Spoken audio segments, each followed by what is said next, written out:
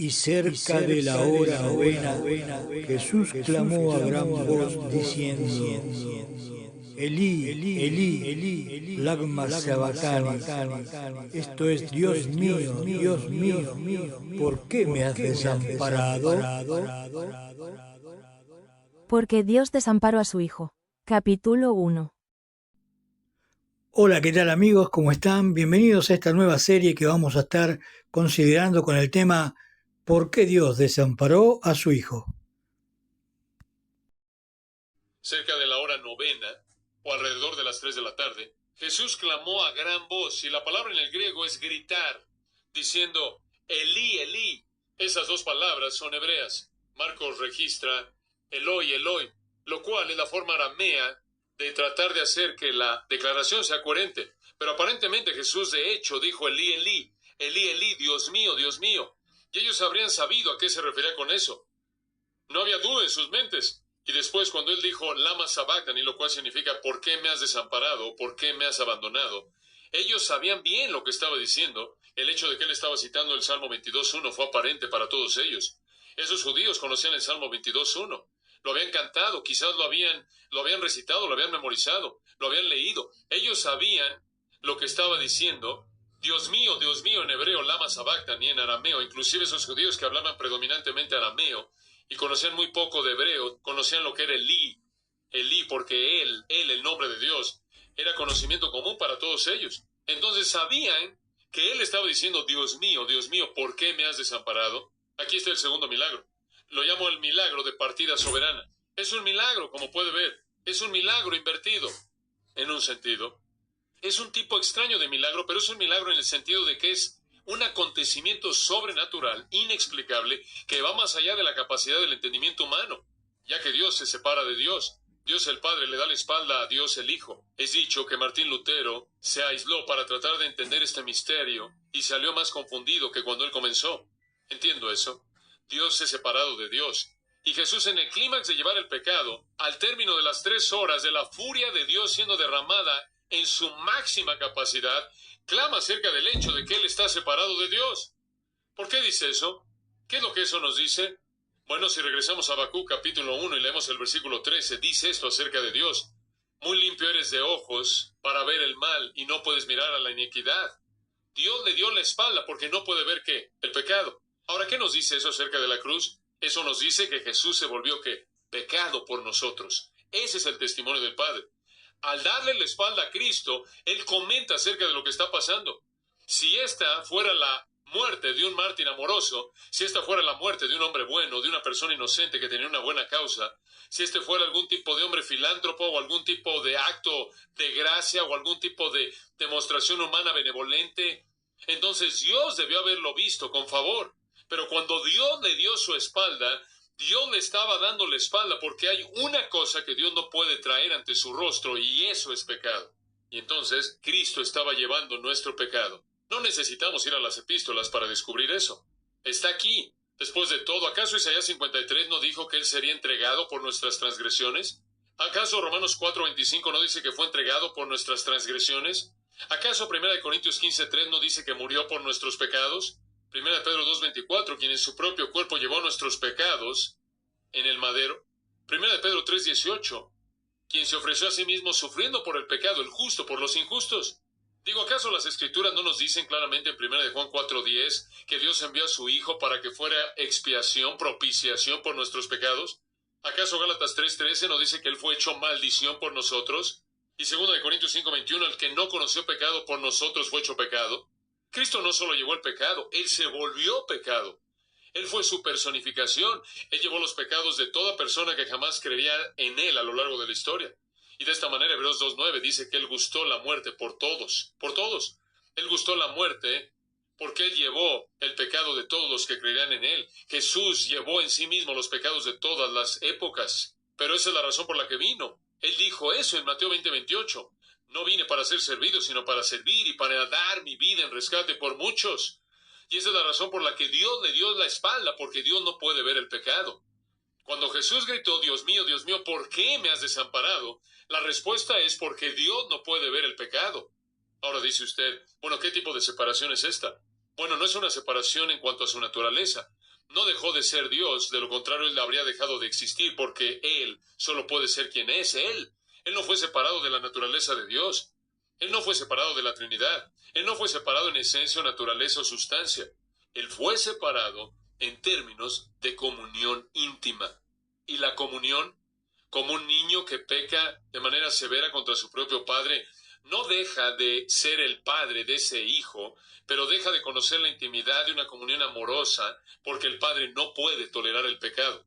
Y entonces Dios le da la espalda a Cristo. Ahora, cuando Cristo vino al mundo, hubo cierta separación porque Él no estimó el ser igual a Dios, Filipenses 2, cosa que aferrarse, lo cual significa que cuando Él encarnó, Él hizo a un lado algo de esa igualdad. Entonces hubo algo de separación en su encarnación y Él también oró, Señor, restáurame la gloria que tuve contigo antes de que el mundo comenzara. Juan 17:5, lo cual significa que faltaba algo. Y ahora hay una separación aún más profunda, no solo la separación de la encarnación, sino la separación de la pecaminosidad absoluta. Y el hecho de que Dios le da la espalda a Jesucristo y clama esas palabras que Dios dijo que clamaría en el Salmo 22:1, Dios mío, ¿por qué me has desamparado?, indica que esta es una situación de pecado y Dios le está dando la espalda a lo que siempre le da la espalda, y eso es pecado. Ahora, permítame decirle que esto es algo demasiado profundo como para que lo entendamos, pero debemos por lo menos entender la verdad básica. Mientras que Jesús llevó el peso de todo el pecado de todas las personas que creerían en Él, Él nunca se volvió pecador. Y si usted no lo puede ver en ningún otro lugar, lo puede ver aquí en la cruz. Aquí es delineado de una manera más profunda que en cualquier epístola del Nuevo Testamento, y está delineado exactamente aquí. Porque en medio de ser inmerso en todos los pecados de todos los que creerían en Él a lo largo de la historia, Él no tiene deseo hacia ese pecado.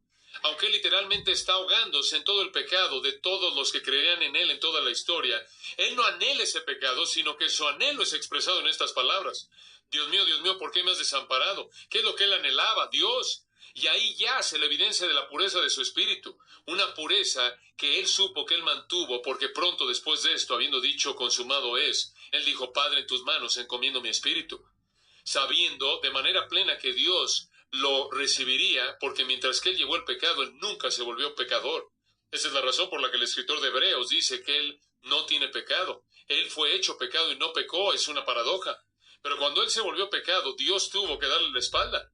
Y el segundo milagro es el milagro de que Dios le dio la espalda a Cristo, una ocurrencia sobrenatural en la cual Dios le dio la espalda al Hijo, el milagro de partida soberana.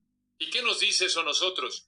Dice que Cristo se volvió pecado. ¿Cuál es el significado entonces de la cruz? Está aquí y en primer lugar es un acto de juicio. ¿Qué es lo que Dios juzga? Él juzga el pecado.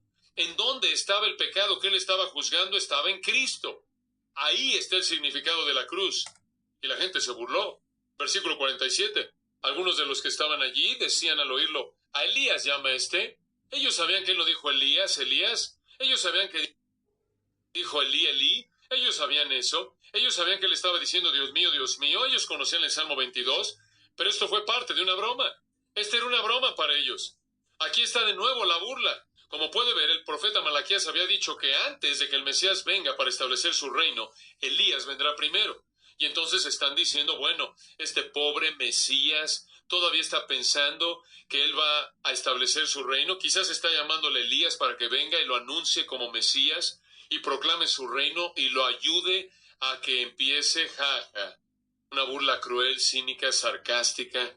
O él está hablándole a Elías. En este punto, los otros escritores de los evangelios nos dicen que Jesús dijo, tengo sed, ya que la sed era parte de la tortura de la crucifixión. Y fue la cuarta vez en la que el silencio del Calvario fue roto por el Salvador. Y el versículo 48 lo retoma y dice, y al instante o inmediatamente, corriendo uno de ellos, probablemente un soldado romano, tomó una esponja. Los otros escritores nos dicen que la colocó en una caña, la cual sería de varios centímetros de largo, más de 20 centímetros de largo. Eso nos dice que la cruz estaba muy cerca del suelo. Y la levantó hasta sus labios para que pudiera humedecer sus labios y poder calmar su sed un poco. La palabra, en una versión para lo que le dieron, es vinagre. La palabra griega en sí es oxos. Es un vino barato, agrio, que estaba muy diluido con agua porque era una bebida muy común del diario para los trabajadores y los soldados. Era una bebida que calmaba la sed con una gran cantidad de agua y un contenido muy bajo de alcohol y vino agrio. Entonces le dieron esto a Jesús para calmar su sed. Dice usted, ¿fue ese un acto de misericordia? O supongo que misericordia momentánea. Pero entre más misericordia mostraba usted en los momentos, más prolongaba la tortura definitiva. Pero la idea es que por lo menos alguien le vino a dar eso. Y la multitud vio esto como otra parte de la broma, en el versículo 49, y entonces dijeron, pero los otros decían, deja, veamos si viene Elías a librarle. Esa era su idea. Y continuaron con su burla maligna lo más que pudieron, hasta el final, hasta que finalmente murió. Se burlaron de él con este tipo de palabras. Entonces no entendieron lo que estaba pasando. ¿Puede imaginarse que estaban haciendo esto en esta oscuridad densa? Me parece que se habrían detenido a pensar acerca de lo que estaba pasando. Me parece que podrían haber recordado las palabras de Isaías acerca de la oscuridad y el juicio. Me parece que podrían haber recordado algunos de los otros profetas que asociaron la oscuridad con el juicio. Inclusive pudieron haber pensado que lo que Joel predijo en el capítulo 2 estaba pasando, cuando el sol se apagó, como Joel predijo que sucedería en ese gran día cuando el Señor vendría. Digo, pudieron por lo menos haber pensado que quizás el juicio estaba llevándose a cabo. Y cuando lo oyeron clamando, Dios mío, ¿por qué me has desamparado?, también pudieron haber entendido que Él estaba llevando su pecado, si hubieran entendido lo que se había prometido y lo que se demandaba por el pecado. ¿Entendieron poco de esto? Ignoraron la oscuridad y se burlaron de las palabras de Jesús. Gracias por acompañarnos hasta aquí. Te esperamos en el próximo capítulo. Dios te bendiga.